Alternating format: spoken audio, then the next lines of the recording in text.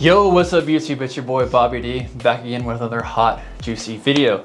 And guys, I'm joined by Dodge. He's one of the surgeons here at McGrath Medical that helped me with my hair transplant about a year ago. And so one of the big questions for me though is, I'm a big fitness guy, Dodge is a big fitness guy, obviously, but looking at him, works out just a little bit. And so, I have other friends who work out as well a lot. And so one of the big things is, what kind of supplements is that a lot of lifters are supplementing their income or performance enhancing drugs can you take that won't damage your hair or won't cause as much damage or won't affect it at all. So I kind of wanted to ask Dodge a few questions since he's the expert and kind of see where we can go from here with the supplements. Definitely. I think we're mostly talking about something in the realms of like steroids. The big issue with hair is always going to be DHT. But we also know most androgens at some point will still do some whittling to the hair. They all have androgen receptors. That's what it's binding to that's causing the destruction of the hair follicle, along with some of the sebum, extra sebum that's being produced, which is the oil that's suppressing the hair follicle. But some of them are definitely worse than others. First of all, I have to say I don't condone use, but I have a lot of patients that do. I don't judge them. I have no issue with it.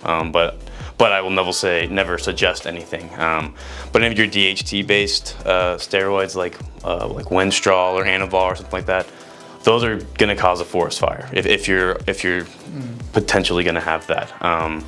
Something like testosterone, if you're on finasteride, it's going to be less so because you're reducing those DHT levels.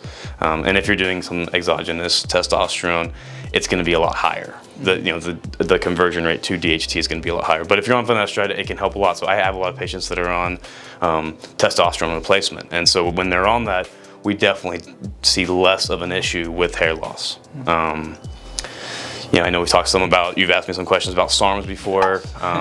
That's a tricky subject because there's very little data on it. Basically, it's something where they did some phase trials to look at like some wasting syndromes and things like that, and the data is minimal. So we really don't know what it's truly doing. A lot of them are not really like DHT based. They're not supposed to convert because it's supposed to be less androgenic, which is what you got your anabolism and you got your androgenetic factors.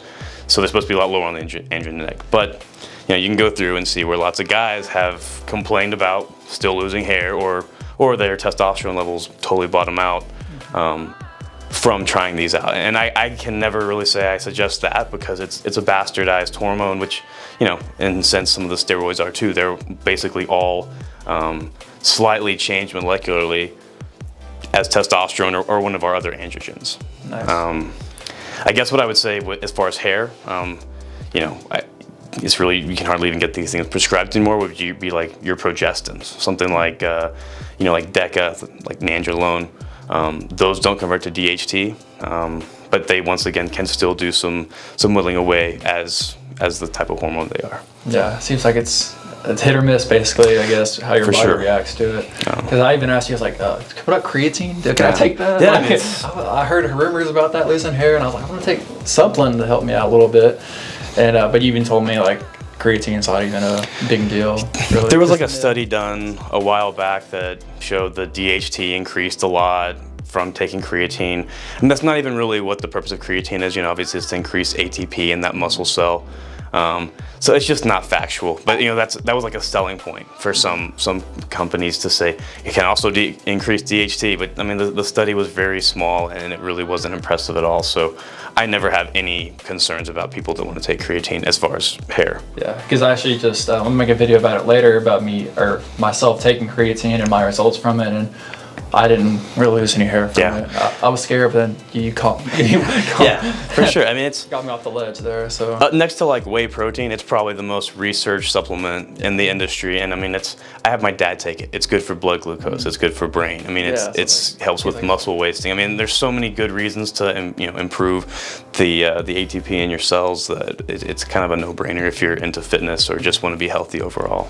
Yeah, because I'm still taking it now, and like no complaints about it. If anything, I've gone up in my strength. So yeah, so guys, if you do want to take performance enhancing drugs or any supplements at all like that, like just know that there could be a chance of you, losing your hair. It just depends on how your body reacts to it. So the choice is yours.